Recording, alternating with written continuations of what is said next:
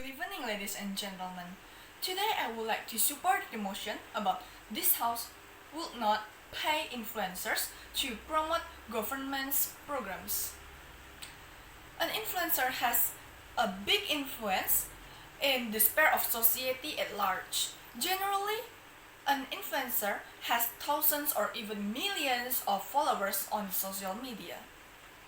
Since the COVID-19 pandemic, the government has started to partner with influencers to promote their programs.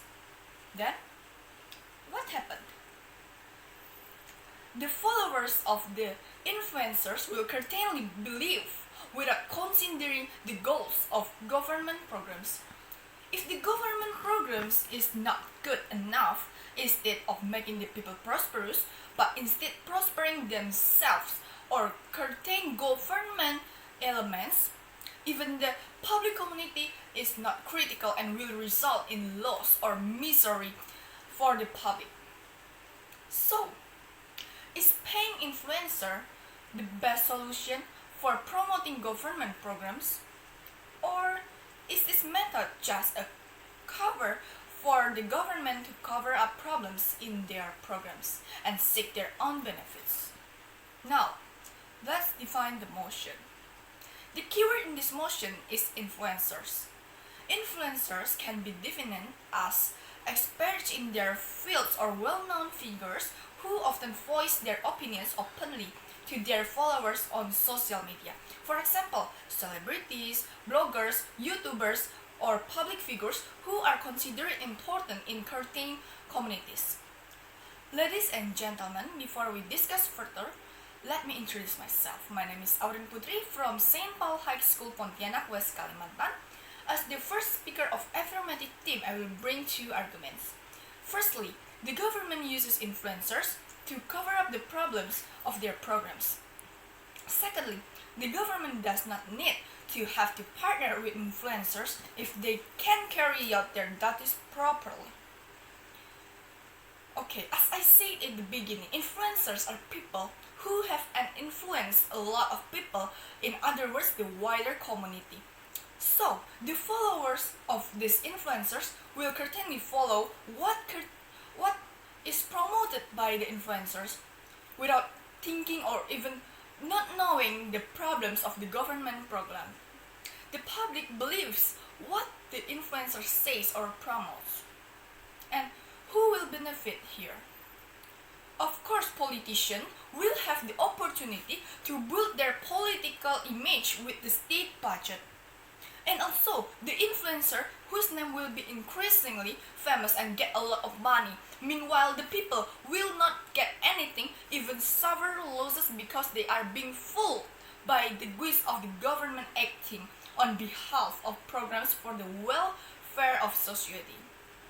In February, the government will disburse 72 billion rupiah from the 2020 state budget for influencers in order to promote the tourism sector when tourist visits were sluggish due to the coronavirus.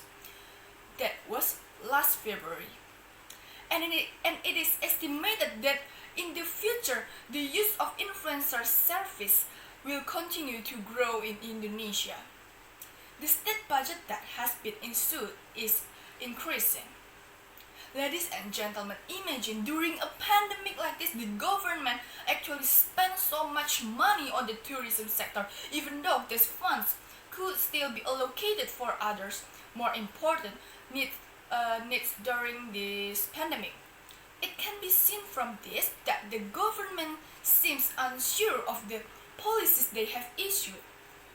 In addition, budget transparency and accountability in influencer use is very weak because there are no benchmarks used when determining or selecting an influencer in socializing policy.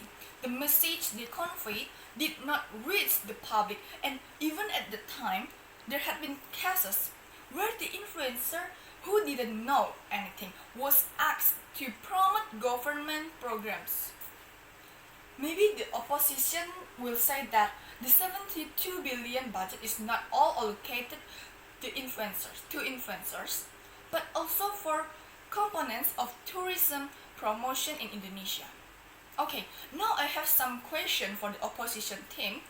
First, during the COVID-19 pandemic, why did the government allocate huge funds for the tourism sector?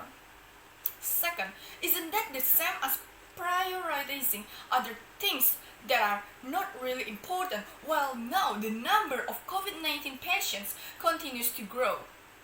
Third, if you still think that allocating funds to influencers is very effective, why are there still influencers out there who don't even know about the government programs?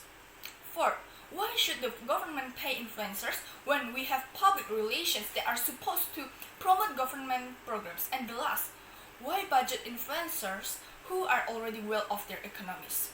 Isn't that the same as enriching the already rich while the poor get poorer? So, ladies and gentlemen, the use of influencers as people promoting government programs is very ineffective and only a waste of state money. Going to my second argument.